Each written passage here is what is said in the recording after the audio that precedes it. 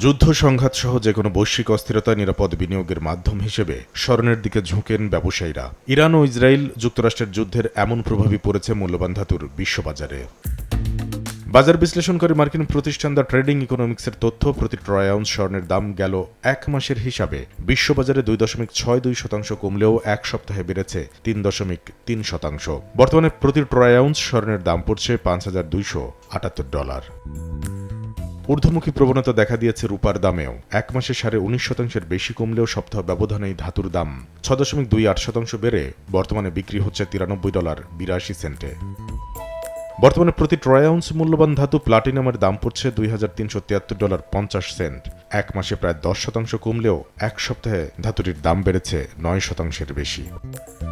এদিকে চীনা চাহিদা বৃদ্ধির পূর্বাভাসে বিশ্ববাজারে শক্ত অবস্থান ধরে রেখেছে কপার। বর্তমানে প্রতি পাউন্ড কপার বিক্রি হচ্ছে $6। কামরুল হাসান সবুজ, সময় সংবাদ।